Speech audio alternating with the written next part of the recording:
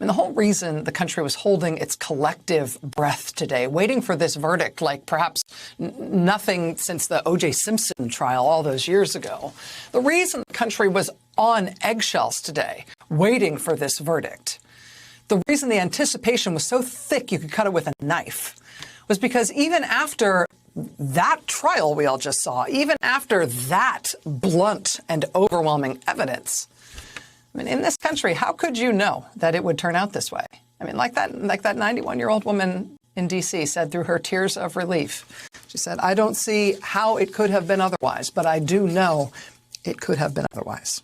And we actually know from the public record that in the normal course of events, had there not been a very significant intervention by some everyday random civilian Americans, it's not just that it's unlikely that it turned out the way it did today. It really wouldn't have turned out this way, barring that intervention by those bystanding Americans. And we know that. We know that it wasn't going to go this way in the normal course of events from the initial public statement that the Minneapolis Police Department released to the public after George Floyd died. This was their statement to the public about what happened to George Floyd on that curb outside the Cup Foods in Minneapolis last May. Look at the headline.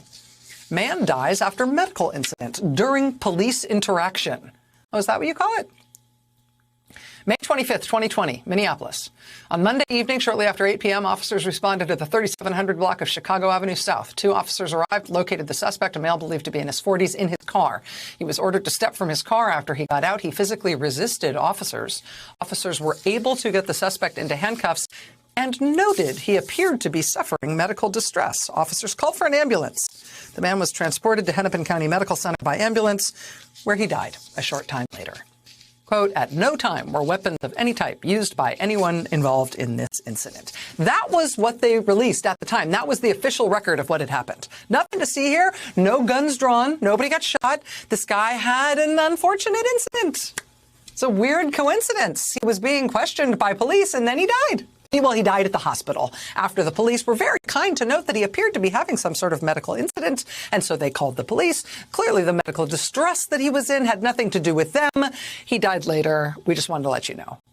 I mean, that was going to be the official version of what happened. Man dies after medical incident during police interaction. That was going to be the public record of this incident, except for the fact that there were witnesses who saw it, who confronted the police while it was happening, who filmed what happened for real, who posted those videos of what had happened for real, and who then ultimately agreed to testify as to what they saw. That is the reason that ultimately this prosecution was able to happen at all. That is the reason that the prosecution could make this closing argument they made to the jury, in which they simply asked the jury, what did you see? Why is it necessary to continue applying deadly restraint to a man who is defenseless, who is handcuffed, who is not resisting, who is not breathing, who doesn't have a pulse, and to go on and do that for another 3+ minutes before the ambulance shows up and then to continue doing it? How is that a reasonable exercise in the use of force?